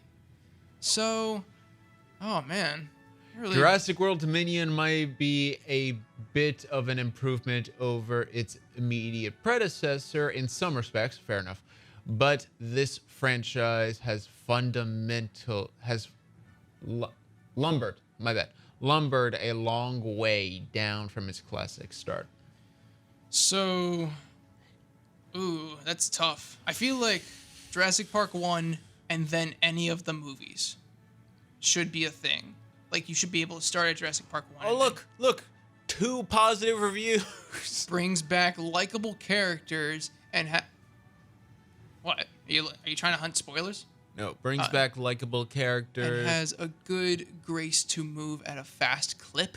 At a fast clip. Wow, that is the most backhanded compliment I've ever heard for, like, It A really positive knows, review. It really knows how to drag out recognizable people and have pace issues. Wow, you really know, like that's. How is that a good review though? Maybe it's for irony. I fiendishly choreographed battle for survival that successfully suspends all your critical facilities, ending the franchise on a giddy high. If it is the end, I suspect not. Where movie dinosaurs are concerned, never say die. That's very weirdly cloudy to do. It is. It sounds like the end of a review instead of the summary of it. Or like the end thesis of a really iffy critique. Yeah. So, you want to say the bad ones? The bad ones? You want to read those top 2 bad ones and see? Wow.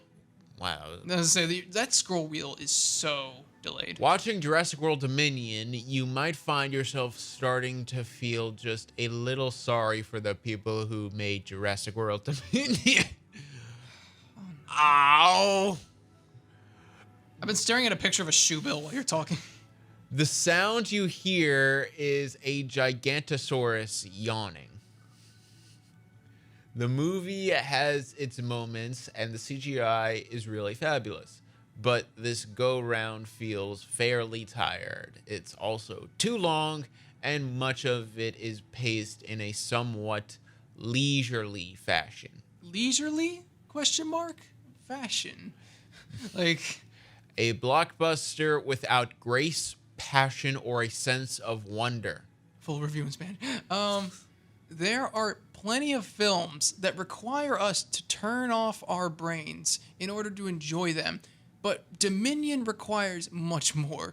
It's not enough for your brain to be off. You have to be brain dead. Okay. Wow. This has to be some sort of like really salty nostalgia fan. Wait, I just need to. I have my own Rotten Tomatoes account, and I just need to like, even my like worst reviews, I'm pretty sure aren't to the extent of that negativity. Like, here's my review of Halo, which I gave 2 stars. Halo Season 1. Knowing only a small bit about the title video game franchise, but never having played any of the games, I am curious to know the opinions of the franchise's more hardcore fans. Because if I was disappointed by Halo Season 1, I can only imagine what they must think. The season does have its strong points here and there. The CGI is really well done. The action sequences are technically impressive, and I did enjoy the character of Cortana. But most of the characters have no personality or humanity. The pacing is horribly slow. The actors have zero chemistry with each other, and the world building and character arcs often feel rushed and sporadic. This might be one of the biggest misfires in video game adaptation history, in that there was so much potential and almost all of it was wasted.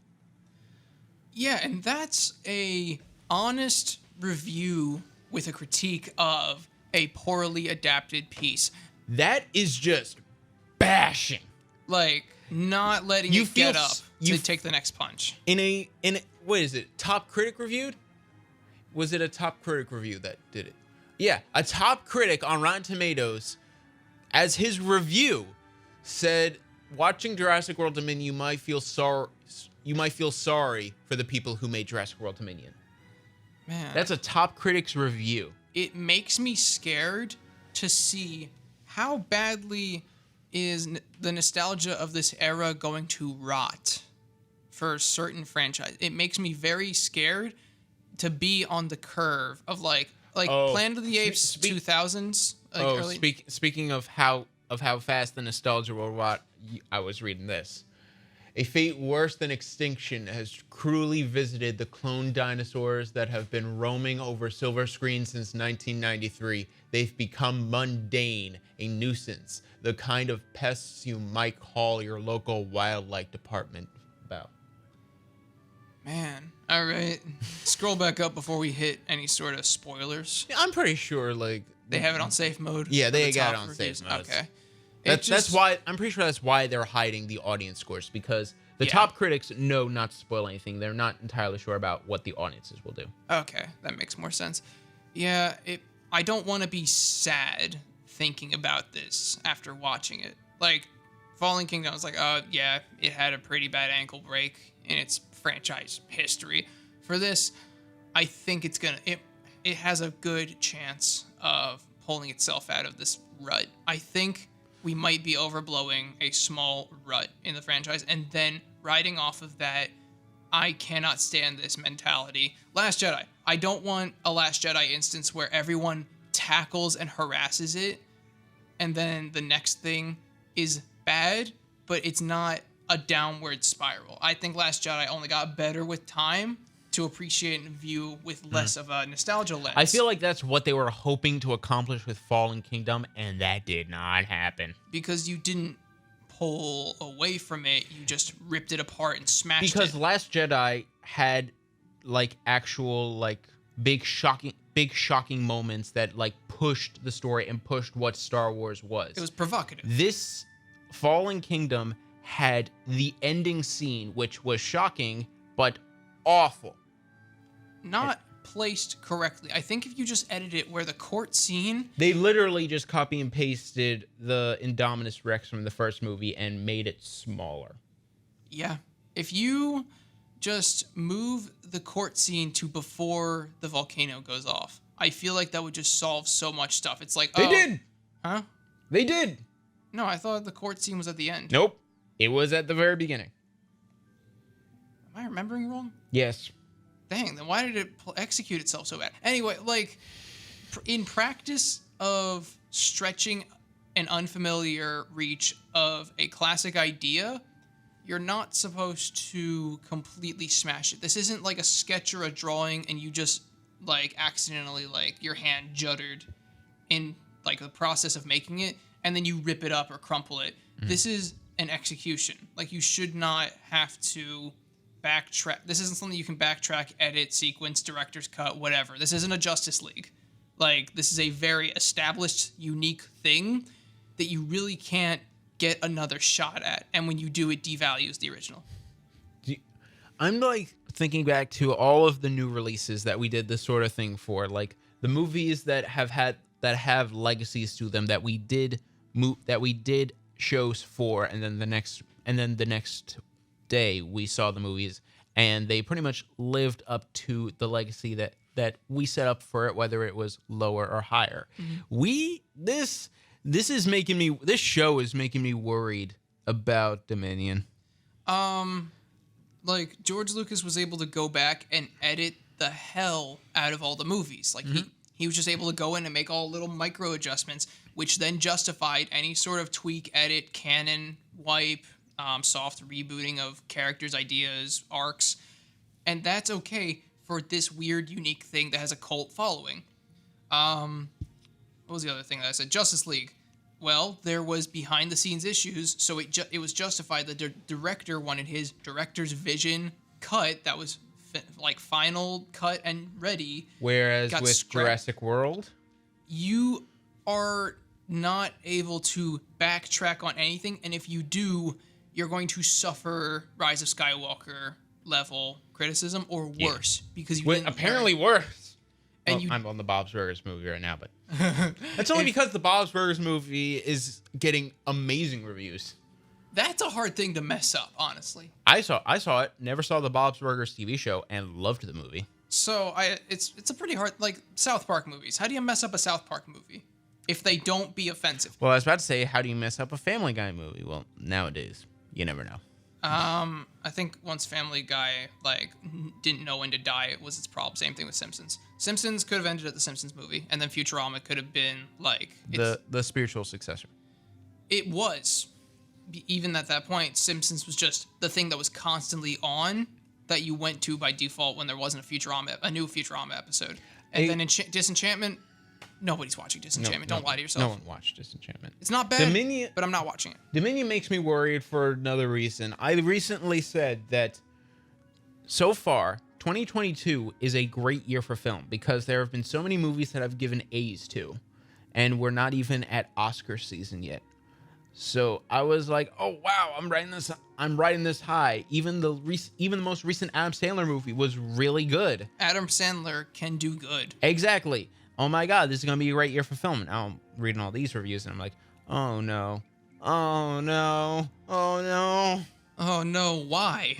Why? Like, what is the reason? If there's a lot of behind the scenes issues, then there's got to be some sort of weird justification I can't if you imagine want to there go are- back and tweak things. I can't imagine there are issues behind the scenes. It's just the fact that they were forced to make it a trilogy, and let's be honest, it would have worked better as just Jurassic World.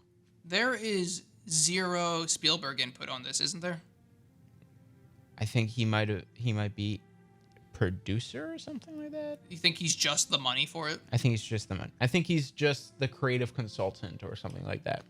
And by that point, I'm surprised they don't do anything with him, because he is like... Yeah. He is either the money or the person who gives ideas, and Colin Trevorrow or the studio or whoever say, okay, we'll take that into consideration. They turn their back for a second. Change it all. Rip it up, crumple it. He doesn't know what he's doing anymore. It's probably. literally just that SpongeBob meme. Wow. Of Steven Spielberg's of him looking at the paper, and it's Steven Spielberg's ideas, and SpongeBob rips it up into a million pieces. I go, wow, this is amazing. It's completely useless mentality. And then it's like, what has this guy ever made? I don't know. What's this guy ever made? Most of the greatest movies ever created? Objectively, one of, like some of just. What's he made? Jaws, Schindler's List. What's so iconic about Jaws? Oh, everyone was scared to swim in a pool for 2 years. Yeah, right. They were scared to go into a pool. They were scared to go into a pool. Imagine how they felt around the ocean. On the East Coast, where there aren't even great whites because it's too cold. Yeah. Yeah. Like, that is long-lasting When impressions. Steven Spielberg gives you ideas, you listen to him. And when he gives you, like, George Lucas, you can be a bit iffy. It's up to interpretation, because he has philosophical He writing. has ideas, so you can do with that as you will. When Steven Spielberg has advice for you, take it. George has roots, Spielberg has branches. Exactly. And when roots and branches meet, you get this wonderful interconnected tree of Called Indiana Jones. Yes. Man, wow. Yeah. That's what I'm saying. Indiana Jones, to me, is one of the cusps of you really cannot do this again. That is just my thing. You will not really have another George Lucas. You'll have Dave Filoni to continue the ideas of George Lucas in a modern lens. You will not have another Steven Spielberg. Who's your Spielberg of today? Who is the Spielberg of today? Yeah. I would say probably Taika Waititi? J.J. Abrams, maybe? Even J.J. Abrams doesn't get enough power to his projects. He gets sparks and he ignites them, and then he doesn't direct his flames. He's been working on Superman project for years. Are they still gonna get Nick Cage? Nope. Oh, he would be a good Kingdom Come. I would probably. He was Superman. He was Superman in the Teen Titans Go movie. Yeah. Wow. There you go. No. Never mind. I'm sorry. You retract that giggle. Yeah. How do you? No, just start choking. Just start choking the entire time. This movie made me retract a giggle. Oh, I thought you had an asthma attack in the theater. There was a movie that I saw recently that did that for me. What was it? Jackass? Oh yeah. No. Jackass was like all laughter, all very very loud laughter. Mm-hmm. For like, what was it? Was it Moonfall? Oh yeah. Yeah, it You was start Moonfall. and Blacklight. You gave up trying. I gave up trying. Still, like, we're halfway through the year. The worst movie I've seen, no one else has seen. I saw it in a movie theater with two other teenage girls in the same row as me, which rude. And they were just laughing their asses off, and it's not a comedy. Mm-hmm. I was just looking at the screen like, They definitely weren't sober, and you can't blame them. This was the You only wish you weren't. This was the only time in a movie theater where someone was being obnoxious and I wasn't annoyed because of the fact, like, yeah. I'm gonna fall asleep if you're not laughing in the theater right now. They must have done. Do you remember that one meme of Taken 3 where it takes Liam Neeson 50 different camera angles for him to jump over a fence? I've seen that, yes. They did the same thing with a group of people riding on horseback for a quarter of a mile. Wow. In different styles too. They did it in slow mo. They did it in fast mo. They in different styles of slow mo. If you can't, don't. There, like, and it was all intercut with two people having a conversation in normal speed. So you have this actual conversation between two characters intercut with this awkward scene of people riding on horseback like they're the most majestic people in the world, even though Pierce Brosnan is wearing the worst wig. I gotta show you. I'm this trying wig. to think. The only other thing is like Multiverse of Madness had that one guy who every cut he was at position which A. is a weird continuity issue because you could. I feel like in every cut, if you have an entire CGI thing of every scene, because it's Doctor Strange, like I feel like that's an easy thing to like crop out or mask out. It's so weird that I don't put that against the film. I'm just weirded out by it. Like, huh? Maybe you think that's like the new secret Wilhelm is like, how many cuts can we get in a single action sequence before people notice this one character is resetting? His wig. What, is it that bad? Here, can you it's hold a lion's mane. Hold control on the keyboard. Control. Control. And then we can see. I want to see this in. I want to see it. It's not that bad, is it? It's a lion's mane. The wig? Yeah, the wig. Look at that wig. My God. I guess I've seen worse. That is. Looking back on the Age of Ultron Captain America wig. That is hilariously luscious. I guess, yeah, it just hasn't been like, you need to take some thinning shears to make it like go out like regular hair, because it's not supposed to be that like dense at the bottom. It's not like, it looks like horsetail. It looks like it's made of horsetail. It looks like a lion's mane. I'm telling you. Lion's manes I thought were straighter than that and a little lighter too. I didn't know lion's manes could like curl like that, or if they just curling ironed it. I'm just looking at the images from this movie and it's bringing back a whole lot. It looks like slightly older Homelander too. If you wanted like emergency Homelander recasting, which they almost had to do. Yeah. And this was the CGI for the mermaid. There was a mermaid in The King's Daughter, and this was the CGI for it. Okay, that honestly though looks like an oil painting. In a still frame, an oil painting. Well, think about fish skin. Yes, but at the same time, fish sticks. This was an actual scene in the film. I don't know. Maybe it's not too horrifying to me. If I saw it in motion, I'd probably be. Oh, absolutely! It's awful in motion. It's horrific. It's horrific. Looking at a still. And through my, it makes me think, why didn't they just cast an actress to do this? Because all she's doing, she's not speaking, she's just swimming in water. Did you ever watch Big Fish? No. When they did The Lady in the Lake, they did it just like that, and it looked fine. All you need for cuts like that. But at the same time, how long was Big Fish? How long ago was Big Fish? 2003. Yeah, this was 2022. So no excuse. No excuse. Also, even for like a music video I saw, underwater scenes aren't that difficult. You just need a guy with an oxygen tank to like you put it on the actor's mouth, you go away, you do your take. Whenever an actor is underwater, they never look like they're underwater. They always look like they're on a blue screen doing the fake float. Doing a fake float, but it's always like they clearly have a fan blowing on them, and the footage is in slow motion, which doesn't work. That's not. It's slow drop because everything around them slows down. Nothing underwater slows down like that. It's pretty fast actually. Sound goes faster, air travels faster. It makes no sense. And they have for most of it is just a period piece. Then halfway through, they suddenly decide to have a pop soundtrack. What I'm hoping is Dominion. Excuse me. Dominion will do for a big chunk of the movie what live-action Lion King was trying to do with its visuals by being so impressively life accurate that the story you'll think, why is it taking its time so much? And then as it's playing, I think we might just grow to be happy to see something so unclear at the start that our encapsulated vision of it cleans up. Like, we see it in motion, we see the detail of them. All of these effects that we've been trying to build for so long are second nature. So hopefully, that's like my optimistic lens for Dominion. Dominion movie, sorry.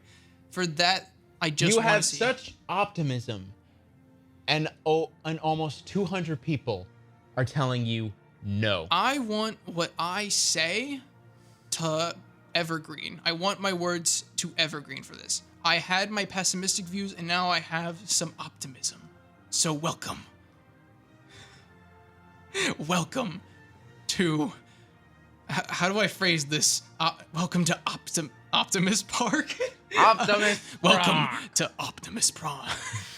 Welcome to... Why is it like... Optimus.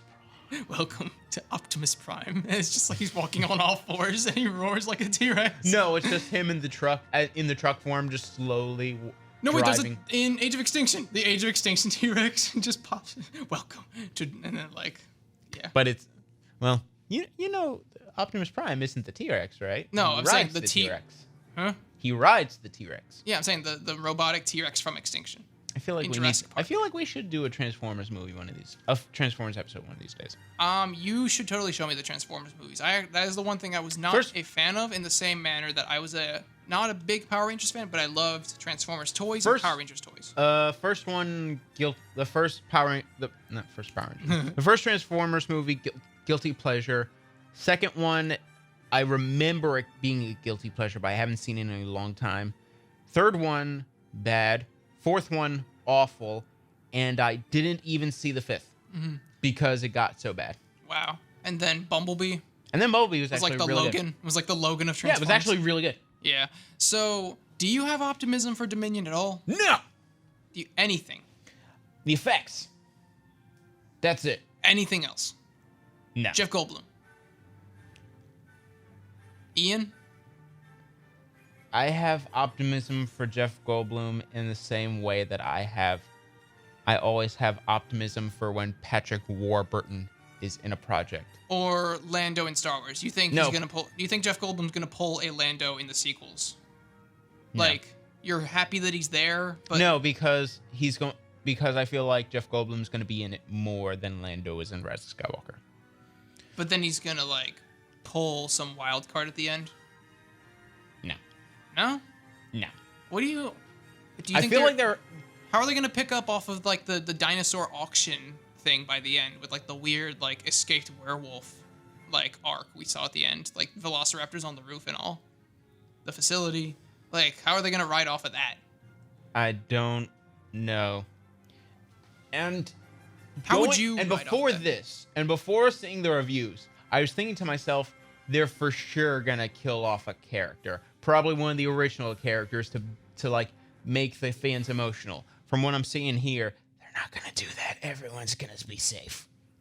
Like helicopter at the end of of Jurassic Park 1, but with none of the closure, or like none of the my heart's still beating, but I'm not out of breath anymore. Like just escaped. It's gonna be like the end of Jurassic Park 3, where everyone's in a helicopter and oh my god, it's just like the first movie and it's so optimistic. And then you see the pterodactyls just flying next to the helicopter, but it's shot in a way that's supposed to be like life goes on. It's so optimistic. When in actuality, no, they're learning to no. fly and leave the mainland. Oh god, life went on. It didn't stop there. It's coming with Life us. found a way. It's like at the end of Rogue One when they're like when they collapse on the beach and it's like it's happening.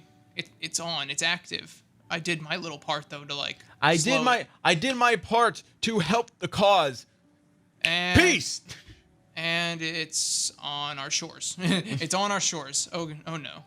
On the shores. Hey, There you go. Hey, my laptop background. It's that scene from Rogue One. Yep. Yeah, I love this background. I forget where I got it. I'm not changing it. I prefer your desktop wallpapers more, but that's only because of the ingenuity behind the wallpaper. The rule of twos. The rule of twos. So, man, I'm trying to think.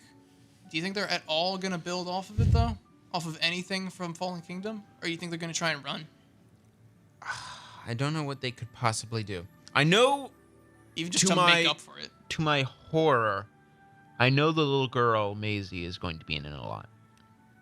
Great. Because from what the trailers have shown. How old is she by this point?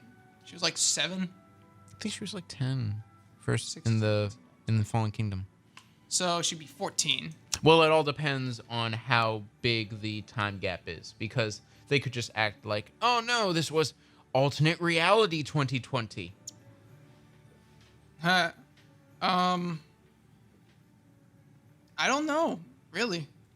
A lot of movies a lot of sequels with their first movie that came out before the pandemic have the opportunity to do that.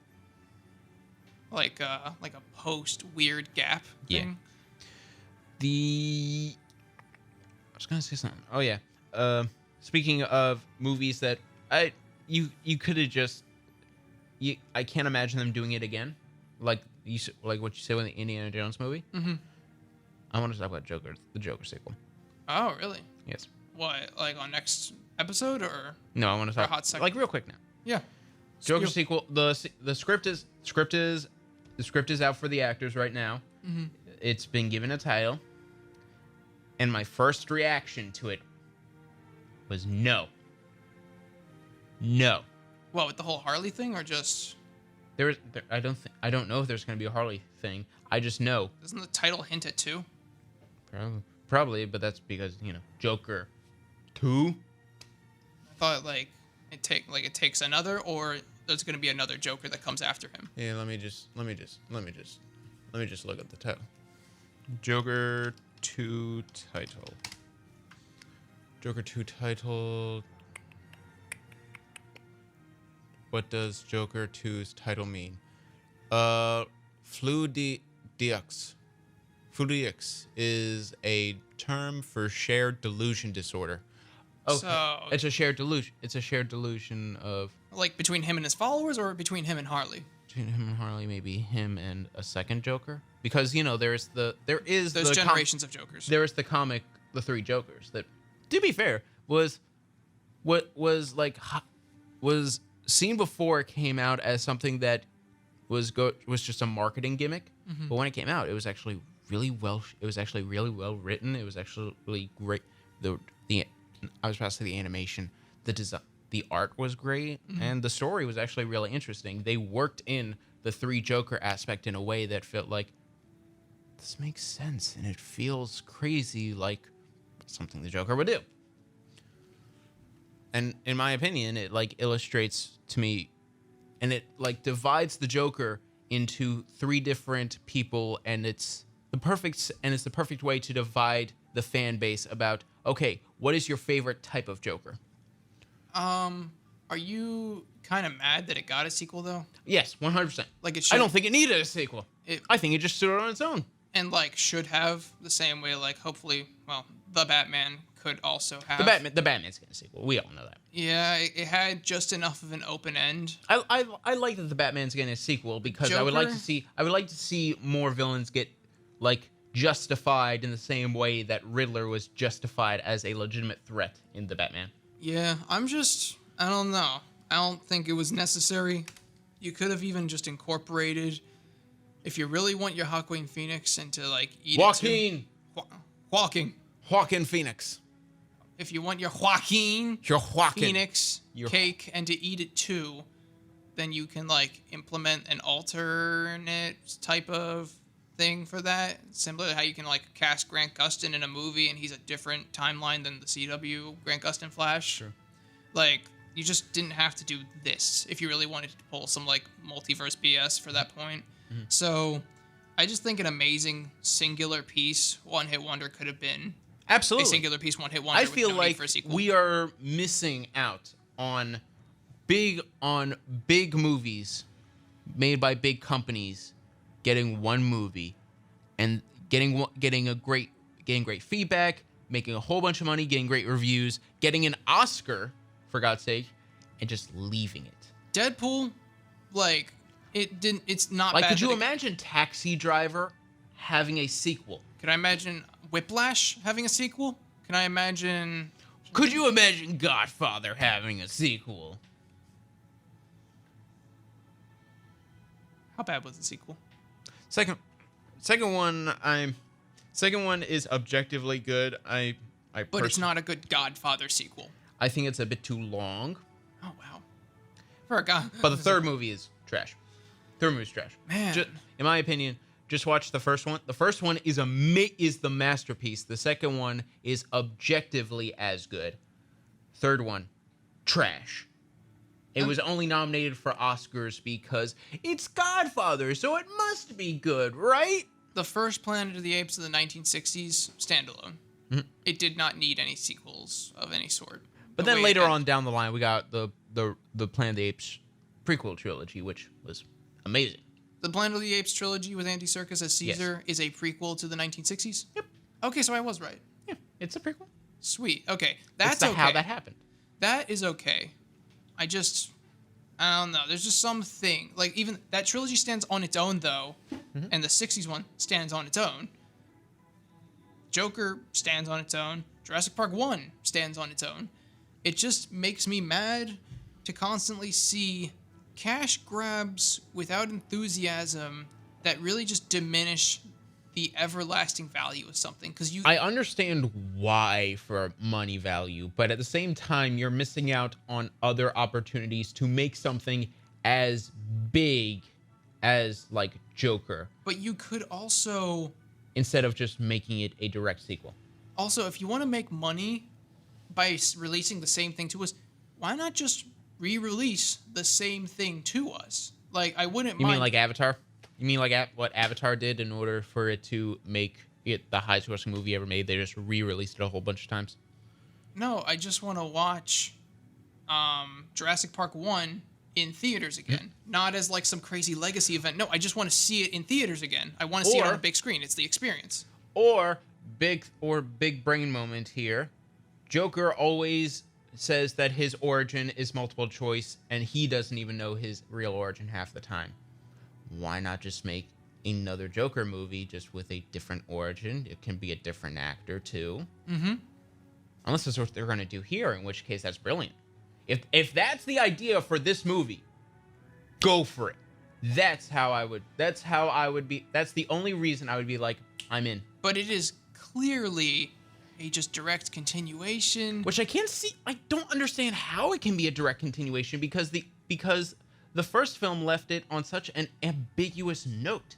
Of like, yep, society collapsed. The big build-up that we saw overreaching, his goal of just being funny got so violently distorted that he eventually met it. I feel like the sequel is going to clear things up.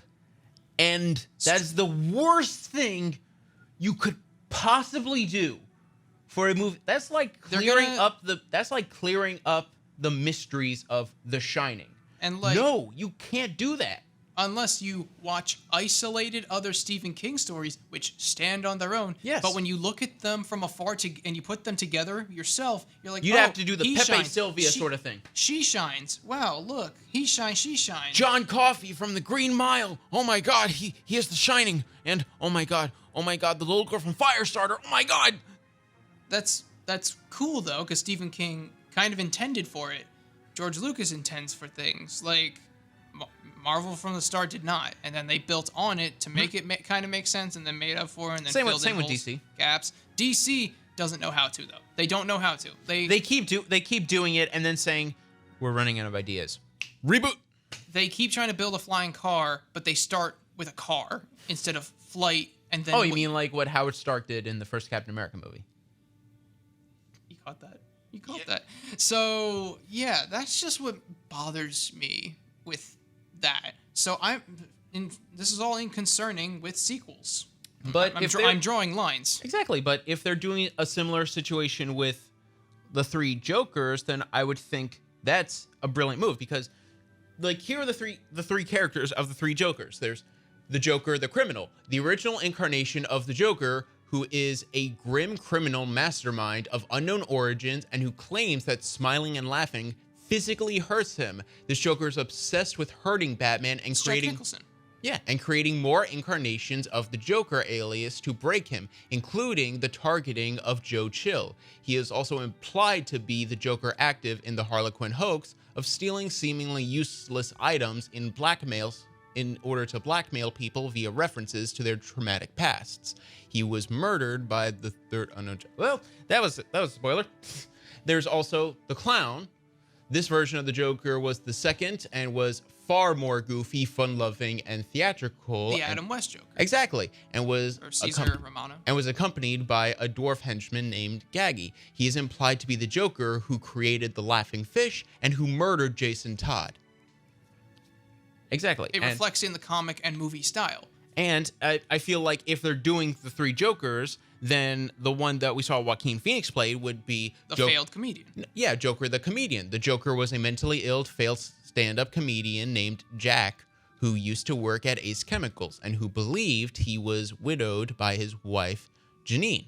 Jackie was pressured by the mobsters into becoming the Red Hood and robbing Ace Chemicals, where he ran into Batman and fell into a vat of chemicals, turning him into a much more sadistic Joker.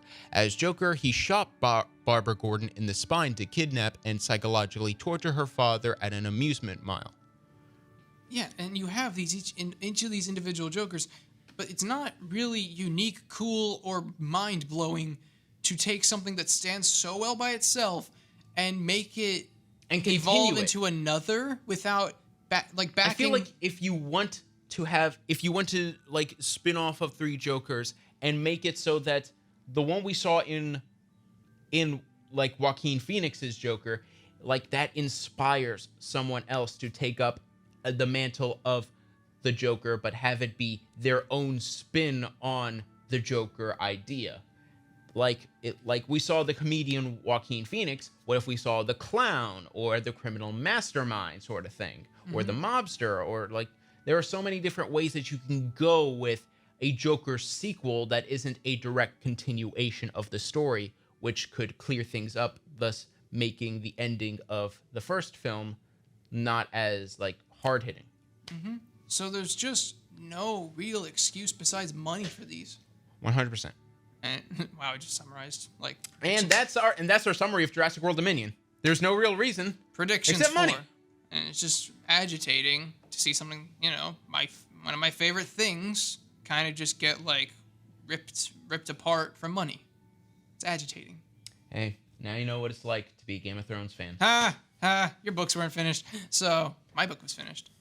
To be, I do think the whole strategy behind George R.R. Martin is to give notes, his post-it notes, to the creators of the Game of Thrones TV show, have them test it out. And then when the feedback is there, he knows what to fix so that when he releases the books, he is praised as the savior of Game of Thrones. Even though he's the one that threw like the idea out that just got completely misinterpreted without enough detail to back it. He's mastermind. He's playing the long game. Yeah, he totally didn't just like have a franchise that wasn't done get adapted from nothing. He is a mastermind. You try to bring up from nothing, you know what you're going to get more of? Nothing. No, you're going to get worse. You're going to get worse quality on what is there. George R.R. Martin is a mastermind. With that said, before we end the show, I just want to ask one thing. It was a random thing. While we were on the subject of the Joker, who do you think Elon Musk is most like? Tony Stark, Bruce Wayne, or Lex Luthor? Lex Luthor. Lex Luthor? Really? Yeah. How so? Evil billionaire. I would say he's more like Tony Stark. He's not smart though. He doesn't invent things. He loves the memes though. Like Tony Stark. I feel like Tony's just funny. Yeah. I feel like if Lex Luthor saw memes, he would either not get it or send an assassin. I feel like if Tony Stark saw the memes, he would just have no reaction because it would be too real, or he would legitimately find it hilarious. Like I feel like Elon Musk. Tony Stark is cool is the problem. I think Tony Stark's Elon Musk is trying to be cool and failing horribly. I mean, look at the Cybertruck. I don't know. Tony Stark didn't really have slaves, did he? Tony Stark did not have slaves. You know who has slaves? Elon Musk. And Jeff Bezos. well, indentured servants is the term technically, but economically they're pretty much endeavored into the same position without it being able to On that unionize. depressing note, Hey, next time on Real Wreckers, we are going to be doing something that I've been thinking about ever since last episode. What are the saddest things ever in entertainment? Movies, TV, books, Exactly. cartoons. What made you sit there, or maybe what made you sit there in your seat or on your bed or on your couch or In whatever, the theater seat. and either made you bawl or made you really teary-eyed? Because Got some moments. there were only a couple moments in the movies that I legitimately bawled. There are a lot of TV moments where I bawled my eyes out. Oh boy. Yeah. We're gonna get sad. As if we didn't just say in this episode, man, we are so glad we crawled out of that sad hole. Exactly. We're digging this back in. It's like, hey, remember that sad hole? Remember, I want to know how deep the sad hole went. So, Remember that hole? and don't worry, How deep was it? there'll be a happy thing after it. There'll be a happy thing afterwards, don't worry. But we're gonna get depressing. Because with summer and it's beautiful out and the birds are To draw a chirping. contrast, negative space, rule of thirds, whatever you want to call it, for artistic touch. Artistic. Artistic. Yeah. Artistic. Art. Yeah. Artistic. Alright, so Yeah. next time on Real Wreckers, we will Top be 10 saddest moments in top- media. the top 10 saddest moments ever. So, with that out of the way, tune in next time and make sure to follow us on Instagram at Real Wreckers. That is REEL_RECKERS. And our TikTok at Real Records. That's REELRECKERS to stay up to date on all of our polls and for a shout out next time and to see some highlight reels. Exactly. We're definitely working on those highlight reels. We're definitely excited for them. Building a backlog so when people come back to the account, there's always more. That's right. Until then, I'm Billy. And I'm Dalton. And you can consider this real Wrecked. wrecked.